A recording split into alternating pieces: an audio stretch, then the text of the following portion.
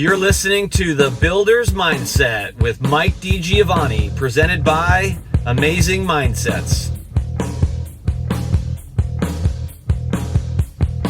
All right, let's roll. Welcome back to another episode of The Builder's Mindset. So today, I want to talk about how home building is a lot like running. Go figure. Those of you who knew me, you knew it was only a matter of time before I got to this one, right? And I dive a little bit deeper into what home builders and their trade partners can learn from running, and more importantly, maybe not more importantly, don't mean to offend anybody who's not, but is a runner, ultra running. And I was just checking it out. So the technical definition for an ultra marathon is anything longer than a traditional marathon. They usually start at 50K. I have a friend though who likes to call those baby ultras. And so you also hear them refer to that, sometimes like an ultra, they run ultras. And so generally though, if you're going to talk about racing, they start at 50K, which is about 31 miles. And they go up to now what is 309 miles is the longest one I know of, but I'm sure there are longer. The Arizona Monster, its inaugural running will be in April of 2025. And yes, yours truly is signed up for the Arizona Monster, and I will be running that. But I digress. Let's get back to what can home builders learn from running, and not more importantly, ultra running. And why do I say that? Look, a lot of people run. It's become, it actually seems like it's becoming more and more popular these days. The number of shoe companies, et cetera, that are out on the market. But it reminds me of, I think it was from Weatherman, and Will Ferrell is talking about jogging or yogging. That, back in like the 70s and 80s when you had track and field and all that, but like for the recreational person, running wasn't really a thing, and jogging sort of became a thing. And maybe I'll have to do a whole episode on what's the difference between running and jogging. But listen, like if you're a runner and you don't have to run races, some people just run because they like running and it keeps them healthy. It's a great way to burn calories. And but if you're a runner and you're competitive even with yourself, there's a lot that goes into training, planning, and dedication to run a 5K. If you're competitive or not. I go out to these 5Ks sometimes and I see people who are out there and it's pretty clear that they might be doing their first one. They're doing the run walk thing. My daughter and I, a couple of years ago, 4th of July, we did a 5K together and we did a run walk, and I was so proud of her. And I'm proud of anybody that I see that gets out and does anything movement wise to improve their body and their health. And I feel the same way for companies, for owners and teams, in particular, like home building is my world, but home builders and trade partners who say to themselves, you know what, I can be better tomorrow than I was yesterday, and I'm going to put a plan in place. I'm going to practice that plan, and I'm going to perform so that I can show up and execute on the goals that I set and what I'm set out to achieve. And so whether it's a 5K, 10K, half marathon, full, or an ultra, like we said, everywhere from, 31 miles to 300 plus miles. And so, there's a lot, I think, that home builders and their trade partners can learn from running. You really, if you're going to be competitive, even competitive with just yourself, and let's start right there. That, I think, is a big thing. Compete with yourself.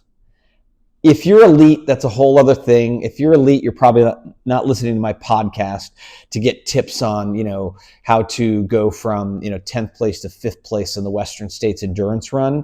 Look, maybe I'm wrong, but if you're the CEO of one of the top 10 public home builders, you're probably also not listening to my podcast to get tips. But if I'm wrong and you are, feel free to call. I'd be happy to go to coffee with you and share the things that I've learned in the industry. But once again, I digress back to the planning and practice and performing.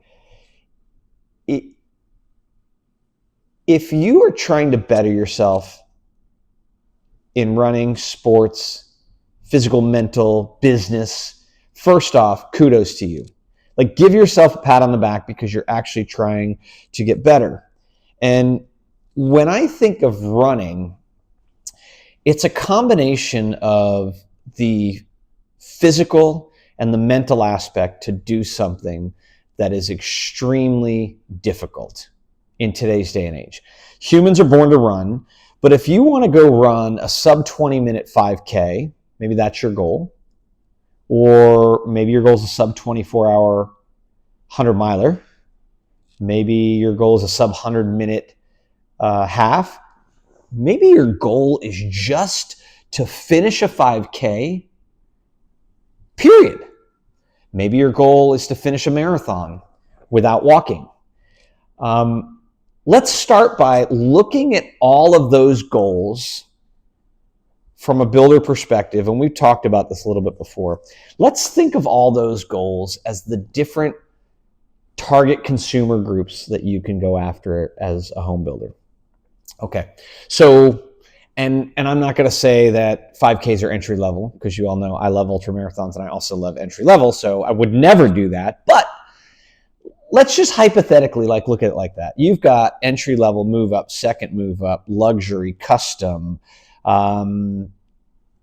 and all manner of kind of variations in between. And I've seen builders split and splice and dice it all the way to, I've seen builders with 7 spec levels and 30 product lines, and they wonder why they're not great at anything. And so does that mean, just like in running, you can't do more than one? No, it doesn't. But if you're trying to execute on a goal and be better than you were yesterday, and when I say yesterday, hypothetically, right, your prior self, just imagine if, and look, if you have to have a goal as to what you're going to try to be, okay?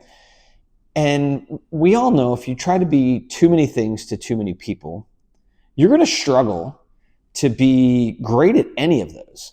And so when we talk about preparing for a run or a race, the race is the goal, okay? The distance is the goal, and you have to practice, you have to perform, but you have to start with a plan. And that plan has to be, what am I going to go after? Am I going to go run a sub 20-minute 5K?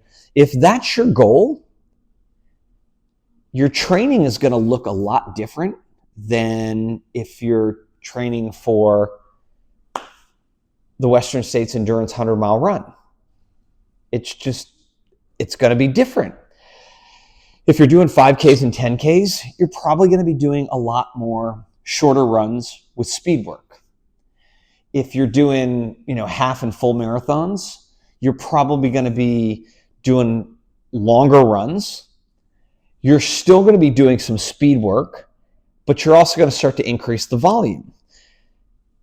If you're running for ultra marathons, whatever distance they are, you're going to start to put traditionally a little bit more emphasis on the volume. You're also going to incorporate some hills because a lot of those are going to happen on trails and you're going to have some elevation with those. You're still going to do some speed work, right? Because you want to it's sort of, you got to do all of those, and none of them are right or wrong. And now it's interesting is that volume is a whole different story we talk about from another perspective and relate that to home building. But you have to have a plan of what you're going to target. Are you going after entry level or are you going after custom? Now look, do I say you can't do more than one? No, I don't say that. But in my experience, in my history, I have seen builders that just go look at land, and this land is suited for custom or very high end, and we're going to buy that. And then the next piece of land is like entry level, and but it's a good deal, so we're going to buy that. And so you have these builders who are really doing either anything. They'll build anything for any piece of property. So they'll do entry level, move up, second move up. They'll do luxury. They'll do sort of semi-custom, and they'll argue to themselves all day long that the semi-custom is just luxury, but it's really semi-custom. And so they're trying to build a system or run a business around all of that. And they're different. Just like a training plan for a 5K is going to look a lot different than a training plan for a marathon or an ultra marathon. And the difficult thing is trying to do them both at the same time is really challenging. And I'm not saying some people can't run 5 and 10Ks at personal bests in the same month or week that they're going to go run a 50K or a 50 miler. I'm not saying, like there are people who can do that. They're usually really well seasoned individuals though, who have been running for a long time. And just like with builders, if you're going to try to, run all of those races, meet the needs of all those customers, I hope you're a very well seasoned builder who has all of your processes dialed in really, really well. Otherwise, you're going to struggle and you're going to burn your team out. So you want to pick a plan. What's the race you're going to go run? Who are you going after? What's your clientele? And try to focus on how do we become the best for them. That's where the practice comes in. Once you pick that, now you can practice. In that practice, we talked about, speed and short and volume and whatnot. Now you can start to look at that and go, what are reasonable expectations for our cycle time? How fast we want to build these houses? What are reasonable expectations for our cost per square foot, our finished lots per square foot, our margins? And we could put a plan in place that centers around that buyer, that race, and that gives us the best shot of performing better tomorrow than we did yesterday as it relates to that particular race, and or as the analogy we're working on here goes, is that client. And so when you put that plan in place, not every plan is going to look the same. There are new things that are coming out now in the running world and the training world. There's a lot of talk about like low volume training. Traditional marathon training, a marathon is 26.2 miles. Traditional marathon training, you never actually run a marathon distance in your training, in most training plans that I've looked at and studied. And when I was new to that distance and just kind of a newer runner, that was kind of surprising to me. I was, what do you mean I'm not going to actually go out and perform a 26-mile run before I show up for the race? And it's because you look at the whole picture and package of that training. You build up your training and you are doing longer runs, and you typically max out at about 18 to 20 miles. And in that week that you do that 20-mile training run, you're probably also running 3 other times, and you're probably maxing out, let's say, in the neighborhood of 40 or 50 miles. So you're running 40 to 50 miles in the week with a 20-mile run. And then as you lead into the race and you get ready to actually show up for the race, you'll scale back. You'll take a break. We call it taper. You taper back for a couple weeks, and now your body is like built up this volume base, and it's ready to show up from that perspective. So there's some new things that are coming out now where, and if you think about that, you'd never run 100 miles to train for a 100-mile race. As a matter of fact, that's when it starts to get unique. A lot of weekly running, even volumes, don't even get to 100 miles when you're training for 100 miles. They kind of cap out at like 70, 80, or 90. And so there's actually even now a lot of programs that are coming out which are even lower volume, where you focus more very strategic, very targeted running, let's call it 40 to 70 miles a week. and you still show up and you run 100 miles. So I was forced to do this recently. My last 100 miler was the Javelina 100 in Arizona, and I hit a wall about 6 to 8 weeks before the race. And you'd normally taper 2 to 3 weeks before the race, or 2 weeks before the race. And I just got to a place where I was fatigued, my body was tired, mentally I didn't feel like running anymore. And I started talking with my coach, and we decided that, well, I guess we're going to go into some low volume training, because if you keep pushing like this, you're probably going to hurt yourself mentally and or physically. And so even if it's not ideal that we start tapering 6 to 8 weeks before, we agreed that if we kept pushing, we were going to break the system. Lo and behold, I think I ran less than 40 miles for the 6 to 7 weeks leading up to that race. And I did really, really well at that race. And so there's a lot of plans that are coming out now around this low volume perspective. And then there's also a lot of like hydration and nutrition things that are coming around that are starting to adapt. And look at these like new technologies, right? You got to be flexible when you're putting your plan and your target customer and who you're going after.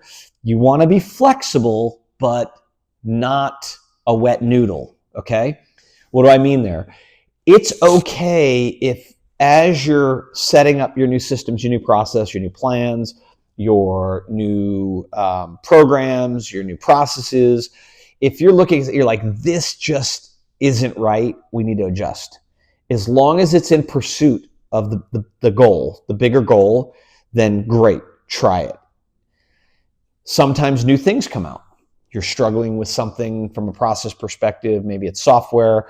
There's a new software that comes out that you want to try, and you think, once again, that new technique will help you in pursuit of the goal that you already established, then think about this. If I'm midway through a 4-month training plan to get ready for a marathon or a 50K or a 50 miler, I'm 2 months into a 4-month training plan, I'm only going to adjust my practice, my training, what I'm executing day in and day out, if I am confident it is going to help me perform better than I was planning, or gives me a higher chance of success on race day.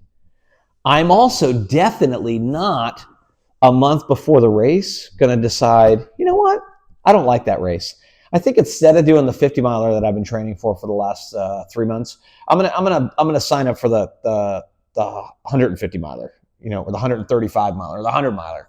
So we've got to establish goals, and so running marathons and longer take a long time to get to that place where you have that ability to execute at that volume level on a given day.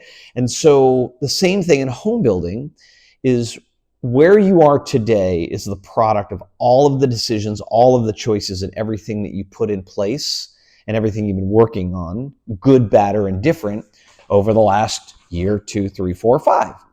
And so you need to be really careful about changing your practice plan, or being that wet noodles, like, oh, we're going to try the latest thing, like this is this new thing, or, oh, that's not working, so we're just going to scrap that and throw it out. Did you give it enough time to really work? It's another thing. When we're practicing and training for long runs, you sometimes have days where things don't go well. And what we say, those are gifts. Why are those gifts? Because I say to myself, it's going to be tough to get to that next race and show up my best. And I'm not going to have a great day every day. And I'm having a not so great day today. And guess what? It's not race day. So thankfully, I'm having that not so great day on a day that's not race day. So when we're trying to get processes or plans or programs implemented as home builders, don't go 30, 60, 90 days and you don't see the results you're hoping for and say, it's not working, and scrap it. You just threw away all the work you put into that by trying to get to that point. Sit down, have an assessment of how it's actually doing. Is it really performing as badly as you thought? Or are you just not where you want to be yet? You haven't turned that corner? Or is it, really a bad process. Be thoughtful about it. Be mindful about it. So just like in practice, we don't throw out our training plans just because we have a bad day or a bad week even. We reevaluate, we reassess, and we might adjust what we do the next week a little bit. Maybe we take the volume down a little bit because we feel like we're getting a little bit fatigued, or maybe we're feeling really good and we're like, okay, we can ratchet it up a little bit. So be really thoughtful of that. So pick your race and then put a plan in place that you're going to execute day in and day out until you achieve the goal. And the goal is the race. And so that might be for you, it might be a community that you're going to target and you're going to give a shot at trying this new consumer group because you think that's going to give you, an advantage going forward, and you're thinking about shifting your business and you want to see, can you execute on that entry level when you've historically done, more second move up in luxury, or maybe it's second move up in luxury and you've historically done entry level. Can you perform on that level? Can you get your specs right? Can you get your trade partners to perform the way you need to? And so you're working towards showing up on race day. And then when you show up on race day, here's the interesting thing about gauging how that went. If it's a distance you've never done before from longer than you've ever done, just showing up and starting is a win. Having a good day is a win, and finishing is a huge win. Even if you're DFL, and DFL is in Raceland, it's dead frickin' last. Some people say, dead. Yeah, you get it. But you finished, and that's a win. And so now you can build off of that. So if you start to be a little bit more targeted and scale back what you're going to do, what customers you're going to focus on, just think of the time and the energy and the planning and the practicing that you can put into place to making that function for that customer group that much better. And then you won't end up like one of these builders who has 8 spec levels and 14 product lines. And then maybe you'll start to get to this place where you're like, oh, I'm really, really good at this. And from a racing perspective, you'll see this. There are people who are really good at the 100 miler. There are people who are really good at the 50 miler. There are people who are really good at the 50K. And there are people who are really good about marathons. And that's what we hear a lot about that. The thing we don't hear a lot about is, 5Ks are really hard. And I have a lot of friends who say they would rather run a 50K than a 5K, because you don't run a 5K at a 50K pace. So it's not like you're out if you're running a 5K, no matter what speed you're doing, if it's your first 5K, it's hard. If it's your 100th 5K, you're probably out there because you're trying to go faster than you did your last one, and it's hard. So building homes for entry-level buyers, it's not easy. It's hard. Building affordable homes is hard. Look, everybody knows, if you listen to any of my podcasts, just a couple of them, I'm a big advocate of trying to help the supply-demand balance on affordable housing. And that's my forte, that's my niche, from product development all the way through to contracting and execution, implementation. And I just say, though, whatever you choose to do, try not to be pizza and be everything to everyone. Try to pick one or two and be the best you can at one or two. Now, with that, here's an interesting one. What does that mean, to be the best? And this permeates a lot of what I've seen in my 20 years in home building. We think being the best is something that we define as a comparison to our competition. Well, so-and-so builder over there includes this. So-and-so builder over there includes this. So we need to include this and this. And what happens is two things. Number one, You assess the 7 or 8 builders who are around you the closest. They all make their pizza differently. They've got different toppings. One likes Hawaiian, one likes veggie, one likes a meat lovers, one likes plain cheese, one likes plain just pepperoni. And you feel like you got to compete with all of them. And your pizza ends up having so much shit on it. It's like this smorgasbord that you have everything that everybody wants, but nobody ends up liking it. Why? Because it costs more than everybody else. Or you don't end up liking it because now your margins suck because you've done too much. And that's because you're running too many races against too many people, and you're trying to compete against all of them. Rather than saying, this is going to be my niche or my 2 niches, I'm going to learn them very well, and I'm going to be my own competition. Don't compete against your competitors on product and spec. Is it okay to go look at what they do and see what they do and reflect on it? Absolutely. But don't be a me too. Like, oh, they've got that, me too. They've got that, me too. They've got that, me too. Next thing you know, you've got everything that all the competitors have, and your costs are out of line, out of whack. So remember, you're competing against yourself. You want to improve your margins? Work on your internal processes. You just do that, and you'll improve your margins. Next, you want to improve your margins? Pick 1 or 2 customer groups that you can really hone in. Pick the 2 that you already know the best, and refine your product and your specs down to 2 or 3 spec levels, one per group. A refined option program that goes in line with that so that your systems flow together and it's smooth and easy. Then work on your product and dial that in from a constructability and a value perspective. And now you'll really start to improve your margins. And then you'll have some of that flexibility to adjust your costs and adjust your sell price and do other things to be more competitive. And then listen, last but not least, remember, after a race, we recover. So if you do all of these things and you execute, just like I do in ultramarathons, if you execute your plan and you practice that plan and then you go out and perform, we like to recover after we've met a threshold, met a milestone, or achieved a goal, or beat our time from last time, our personal best now.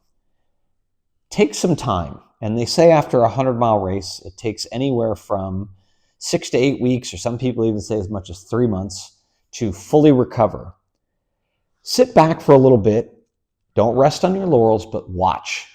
Celebrate and embrace what you've just accomplished. Look at how it's performing and ask yourself, when I'm done recovering, what can I do to do better tomorrow than I did yesterday?